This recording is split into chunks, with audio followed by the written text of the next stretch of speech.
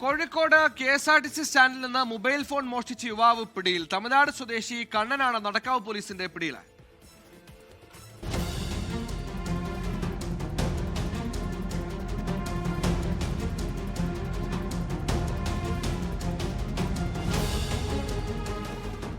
കഴിഞ്ഞ ഞായറാഴ്ച പുലർച്ചെ 5:30 മോഷണം. വടകര സ്വദേശി ഹാരിസിന്റെ ഫോൺ നഷ്ടമാകുകയായിരുന്നു. ചാർജ് ചെയ്യാനിട്ട പ്ലഗ് പോയിന്റിൽ നിന്നാണ് യുവാവ് മൊബൈൽ ഫോൺ മോഷ്ടിച്ചത്.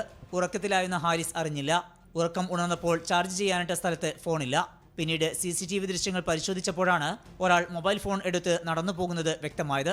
പിന്നീട് പോലീസിൽ പരാതി നൽകുകയായിരുന്നു. ദൃശ്യങ്ങൾ പരിശോധിച്ചതിൽ സ്ഥിരമായി KSRTC സ്റ്റാൻഡിൽ എത്താറുള്ള ആളാണെന്ന് തിരിച്ചറിഞ്ഞു. 2 ദിവസത്തെ നിരീക്ഷണത്തിനൊടുവിലാണ് യുവാവ് പിടിയിലായത്.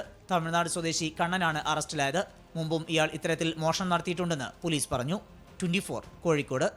ലോകത്തെവിടെയായാലും ഏത് സമയത്തും 24 വാർത്തകളും ഓഗ്മെന്റഡ് റിയാലിറ്റി പാക്കേജുകളും എക്സ്പ്ലെയിനറുകളും വിശദമായി കാണാൻ ഞങ്ങളുടെ YouTube ചാനൽ നിങ്ങൾക്ക് സബ്സ്ക്രൈബ് ചെയ്യാം.